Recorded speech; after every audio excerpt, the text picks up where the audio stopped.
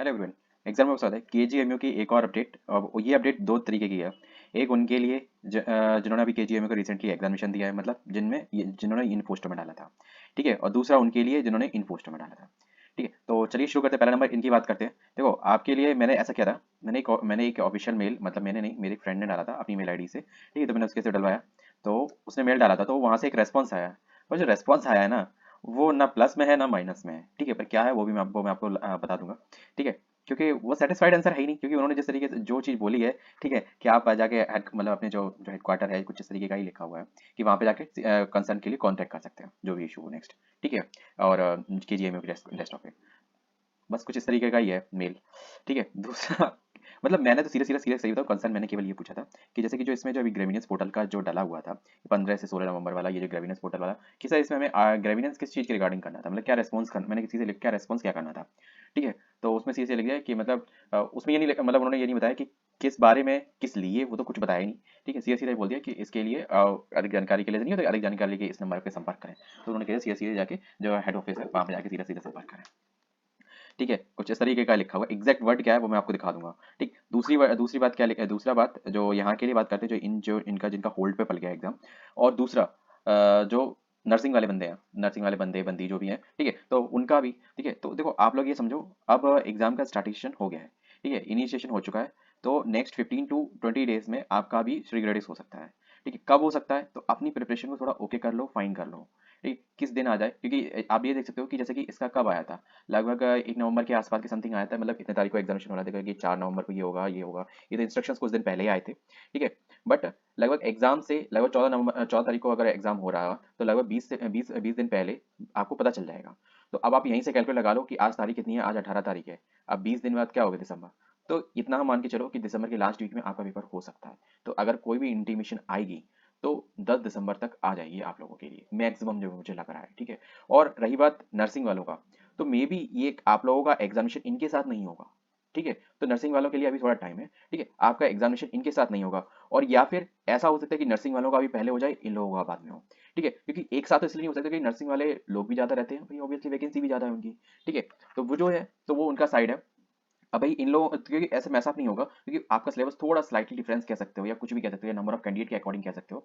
तो आपका एग्जामिनेशन लगभग 1 से 2 दिन चलेगा। ठीक है, अब इट्स डिपेंड करता है कि कितने कैंडिडेट ने अप्लाई किया है, अब कितने फॉर्म रिजेक्ट हो गए हैं, कितने एक्सेप्ट हो गए। हाँ, ये केस भी देखा गया है कि बहुत से लोगों का जैसे कि जहाँ एग्जामिनेशन सेंटर देने गया था, तो वहाँ जैसे बता दें कि जैसे कि उनके कजन या जो जैसे क्लासमेट्स या फ्रेंड। ठीक है, तो उनमें बहुतों का पेपर मतलब एप्लीकेशन कैंसिल हो गया।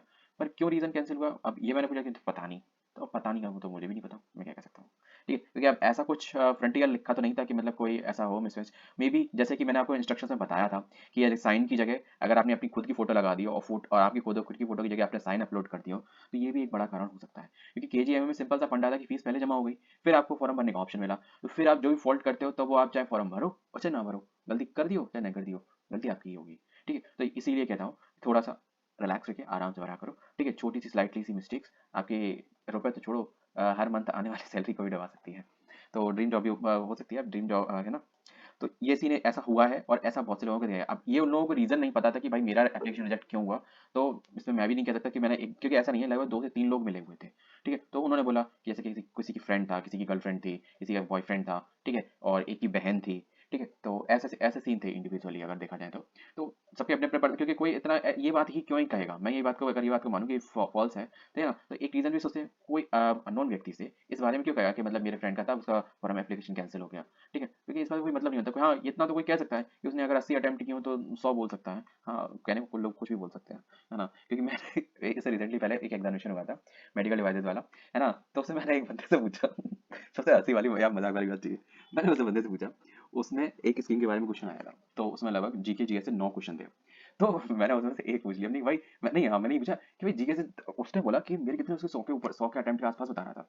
तो नहीं भाई, 100 अटेम्प्ट 120 में से, ठीक है, पेपर अच्छा खासा था। ठीक है, मैं मान सकता हूँ भाई हो गया होगा। ठीक है, मैंने तो भाई क्यूरियसली पूछा, क्योंकि मेरा जो जीएस वाला पोर्शन था वो वीक था। ठीक है, तो मैंने पूछा हमने कि भाई वो जीएस जीएस में से जो 9 क्वेश्चन आए थे, तो उसमें ये स्कीम वाले में क्या क्या। भाई वो मुझे नहीं पता कि नहीं जीएस के कितने क्वेश्चन आए थे, कि वो मुझे नहीं पता, मेरे इतने सही हो गए हैं।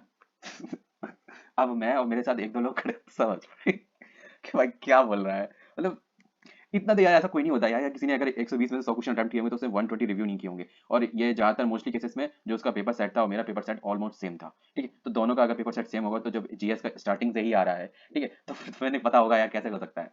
और वही 9 question just rough and time, किसी का कोई भरोसा नहीं कर सकते कभी कभी। हाँ लेकिन इस केस में जैसे कि जो फोटो वाला सीन है ना, ये हुआ है, ठीक है। और किसी मिस्टेक से किसी का फॉर्म रिजेक्ट हो गया हो, ठीक है, तो वो मुझे नहीं पता, क्योंकि फीस की वजह से तो नहीं हो सकता, क्योंकि फीस के बिना आप फॉर्म ही नहीं भर सकते, पहले फीस देनी है फिर आपको फॉर्म भरना है।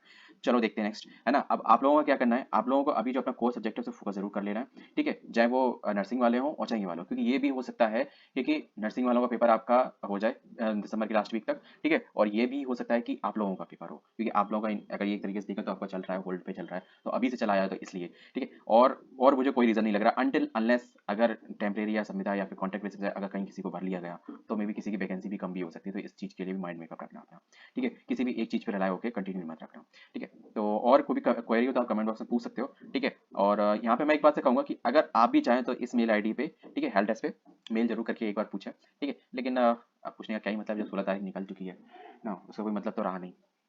अब जैसे कि मैं देखो लिंक लिंक कर रहा हूँ तो वो तो सीधे सीधे सिंपल सी आ रहा है कि वो तो एक शटडाउन पोर्टल होता है ना, ठीक है, तो बस वहीं उतने ही टाइम तक मतलब वो चलता है, automatic timer of that is link is crack crash हो जाता है, सॉरी।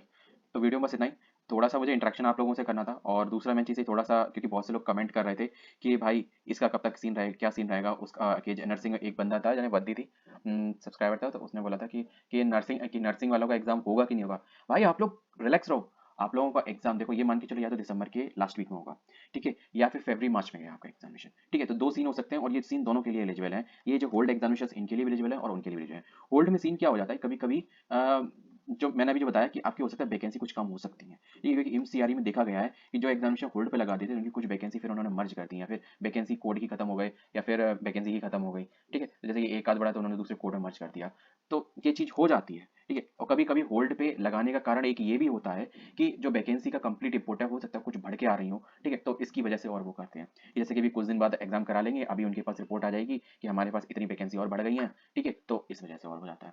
तो हमें पॉजिटिव साइड देखनी चाहिए, ठीक है, जो भी होगा बेटर ही होगा। तो मिलते हैं, प्रिपेयर हो जाओ, आरएमएल का भी एग्जामिनेशन आने ही वाला है, अभी तो रिक्रूटमेंट चलेंगे लगभग 1 महीने, फिर उसके 1 महीने बाद तुरंत एग्जामिनेशन होगा, ठीक है, उसमें ज़्यादा टाइम नहीं मिलेगा। जय हिंद।